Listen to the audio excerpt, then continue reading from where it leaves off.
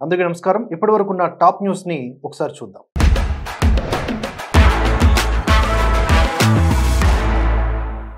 మోదీ సైప్రస్కు వ్యూహాత్మక పర్యటన చేశారు. 23 సంవత్సరాల తరువాత భారత ప్రధాని వెళ్లడం జరిగింది. ఈ సందర్భంగా మోదీ ఆ దేశ అత్యున్నత పురస్కారం grand cross of the order of Makarios III కూడా అందుకోవడం జరిగింది.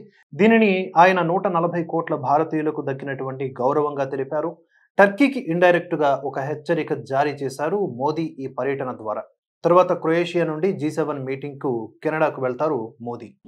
కెనడాలో ఖలిస్తానీ వాతావరణం నిండిపోతోంది. అక్కడ భారత్కు మోదీకి వ్యతిరేకంగా ర్యాలీలు పూర్తి స్వేచ్ఛలో చేస్తున్నారు ఖలిస్తాన్ వాదులు.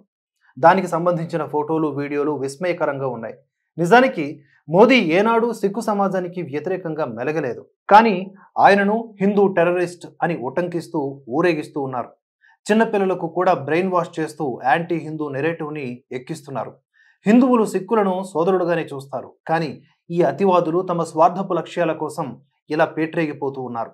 కెనడా లాంటి దేశాలు వాటికి బలంగా వంతపాడుతూ ఉండటం గమనార్హం. ఖతార్లో 11 మంది భారత పాస్టర్లు అరెస్ట్ అయ్యారు. విచారణ ముగిసినా వారిని ఇంకా మన దేశానికి పంపించలేదు. దీంతో ఒకంత ఆందోళన. ఈ 11 మందిలో తెలుగు పాస్టర్లు 5 ఉన్నారంట. పర్మిషన్ లేని చోట వీరు మత ప్రచార కార్యక్రమాలు చేస్తూ ఉండటంతో ఖతార్ పోలీసులు వారిని అదుపులోకి తీసుకున్నారు. విజిటింగ్ వీసాతో వెళ్లి ఇలాంటి పనులు చేస్తున్న వారు ఇందులో 3 ఉన్నారు. వారిపైన ఇంకాస్త గట్టిగా యాక్షన్ ఉండే అవకాశం ఉంది. ఏదన్నా పని చేసుకుని బతకంటారా బేవకూఫ్ అన్నట్లుగా వీళ్ళు బిహేవ్ చేస్తున్నారు. జనగణన కోసం కేంద్ర హోంశాఖ గెజెట్ నోటిఫికేషన్ జారీ చేసింది. 2 దశల్లో జనగణన ఉంటుంది. 2027 మార్చి 1వ తేదీ నాటికి పూర్తవుతుంది ఇది అని చెప్పి గెజెట్ నోటిఫికేషన్ లో స్పష్టంగా తెలిపింది. ఈసారి జనగణనతో పాటుగా కులగణనను కూడా చేపట్టనుంది కేంద్రం. ట్యాబ్ల ద్వారా డిజిటల్ రూపంలో జనాభా లెక్కల సేకరణ చేపట్టనున్నారు.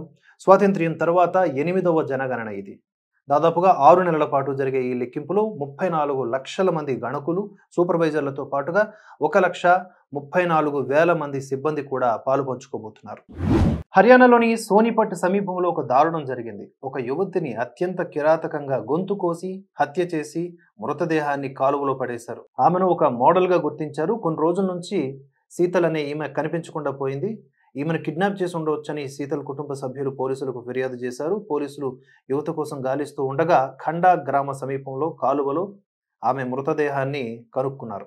దర్యాప్తు కొనసాగుతోంది. దేశంలో ఇటువంటి క్రైమ్ యాక్టివిటీస్ చాలా సహజంగా జరిగిపోతూ ఉన్నాయి. వీటిపైన ప్రభుత్వాలు, ప్రజలు దృష్టి పెట్టాల్సిన అవసరం ఉంది. ఇరాన్ ఏమాత్రం తగ్గడం లేదనిపిస్తోంది. ఈసారి టార్గెట్ అమెరికాను రీచ్ అయింది. ఇజ్రాయెల్ పై చేస్తున్న దాడుల్లో భాగంగా ఒక క్షిపణి అమెరికా దౌత్య కార్యాలయాన్ని తాకింది. అటు ఇజ్రాయెల్లో జెరూసలంతో పాటుగా కీలక కార్యాలయాలన్నీ కూడా మూసివేశారు. తెహరాన్ ప్రజలు భారీ మూల్యం చెల్లించుకుంటారు అని ఇజ్రాయెల్ వార్నింగ్ ఇస్తోంది. ఇరాన్ నేషనల్ సెక్యూరిటీ సభ్యుడు IRGC జనరల్ మొహసిన్ రెజాయి సంచలన వ్యాఖ్యలు చేశారు. మాపై ఇజ్రాయెల్ అణుదాడి చేస్తే పాకిస్తాన్ ఇజ్రాయెల్పై అణుదాడి చేస్తుంది అని హెచ్చరించడం జరిగింది. పాకిస్తాన్ ఈ మేరకు హామీ కూడా ఇచ్చినట్లు చెప్పారు. అందరం కలిసి ఒక ఇస్లామిక్ ఆర్మీ అవుదాం అని సౌదీ, టర్కీ, పాక్ వంటి దేశాలకు పిలుపునిచ్చారు. మాట్లాడితే మాట్లాడారు. హీరో కొట్టుకుని కమెడియన్ని చంపేసినట్లు మమ్మల్ని ఎందుకు ఇన్వాల్వ్ చేశారని చెప్పేసి పాకిస్తాన్ అనుకుంటుందేమో. ఇరాన్కు అమెరికా అధ్యక్షుడే ప్రధాన శత్రువు అని ఇజ్రాయెల్ అధ్యక్షుడు నెతన్యాహు సంచలన వ్యాఖ్యలు చేశారు. ఇరాన్ అణ్వాయుధ దేశంగా మారడం అమెరికాకు కూడా ఇష్టం లేదు. అందుకే కొన్ని నకిలీ మీటింగ్స్ ని పెట్టుకుని గతంలో ఒక అధ్యక్షుడిని అమెరికా లేపేసింది. యురేనియం శుద్ధి అనేది అణుబాంబుల తయారీకి కీలకమైనది కనుక దానిని కూడా అమెరికా యాక్సెప్ట్ చేయదు. అందుకే ఇరాన్ ట్రంప్ని మట్టుబెట్టాలని చూస్తోంది అని చెప్పడం ఇక్కడ చర్చనీయాంశంగా మారింది. 8 నెలల క్రితం నెతన్యాహు ఇరాన్కి వార్నింగ్ ఇచ్చారు. మీరు ఏమాత్రం అణుబాంబుల తయారీకి పూనుకోకూడదు అని. లేదు, మేము ఇతర అవసరాలకు యురేనియంని శుద్ధి చేసుకుంటున్నాం తప్పితే అణుబాంబుల కోసం కాదు అని ఇరాన్ చెప్పుకొచ్చింది. కానీ ఇజ్రాయెల్కి ఒక కీలక సమాచారం వచ్చింది. దాన్ని ఇజ్రాయెల్ మీడియా గోల్డెన్ ఇన్ఫర్మేషన్ అంటోంది.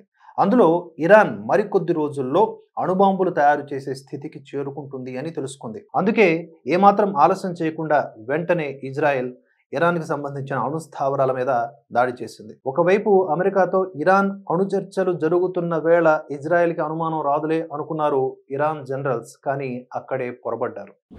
ట్రంప్ గారు మరోసారి పెద్దన్నగా నటించారు. ఈసారి ఇజ్రాయెల్ ఇరాన్ యుద్ధాన్ని ఆపేస్తా అంటున్నారు. నేను ఇప్పటికే చాలా యుద్ధాలు ఆపాను.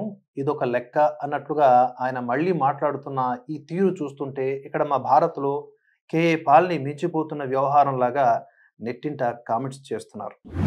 ఇజ్రాయెల్ చేస్తున్న భీకర దాడుల నడుమ Iran supreme leader Ayatollah Ali Khamenei సొరంగంలోకి వెళ్లిపోయినట్లుగా తెలుస్తోంది.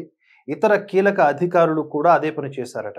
తాజాగా జరిగిన దాడి ఖమేనీ నివాసానికి అత్యంత సమీపంలో జరిగింది. ఇది అంతర్జాతీయ మీడియాలో కూడా వచ్చిన వార్త.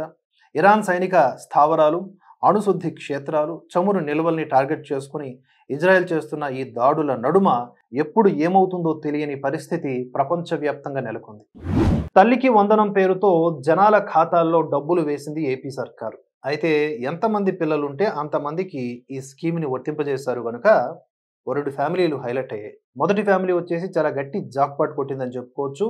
అన్నమయ్య జిల్లా కలకడలో ఒక ఉమ్మడి కుటుంబానికి చెందినటువంటి టి నజీన్, బి ముంతాజ్, ఇరానీ, ఆసియా తల్లులకు చెందినటువంటి 13 మంది పిల్లలకు ఈ స్కీమ్ ద్వారా డబ్బులు పడ్డాయి. అంటే 1,56,000 రూపాయలు సుమారుగా. ఇది ఒకసారి మనం 5 ఏళ్లకు గాను లెక్క వేసుకుంటే 7 లక్షల రూపాయల పైచులుకే అన్నమాట. ఒక రకంగా ఓవర్ నైట్ లో లక్షాధికారులు అయ్యారు వీళ్ళు.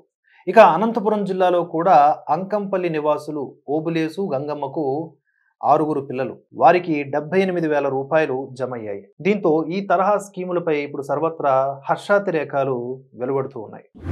ఇరాన్లోని భారతీయ విద్యార్థుల భద్రతపై ఆందోళన నెలకొంది. ఈ క్రమంలో వారిని సురక్షితంగా తరలించేందుకు భారత్ చేసినటువంటి విజ్ఞప్తిపై ఇరాన్ స్పందించింది. తమ దేశ గగనతలాన్ని తాత్కాలికంగా మూసివేసినప్పటికీ అన్ని భూ సరిహద్దులు తెరిచి ఉన్నాయని, వాటి ద్వారా భారతీయ పౌరులు బయటకు వెళ్లొచ్చని ఇరాన్ విదేశాంగ శాఖ ఓ ప్రకటనలో తెలిపింది.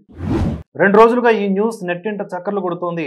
పాకిస్తాన్ రక్షణ మంత్రి ఖవాజా ఆసిఫ్ చేసిన వ్యాఖ్యలివి. ఆపరేషన్ సింధూర్ టైంలో ఈ పాకిస్తాన్ హ్యాకర్లంట భారతదేశంలోని ఐపీఎల్ ఫ్లడ్ లైట్లను కూడా హ్యాక్ చేసేసి ఆపేశారంట.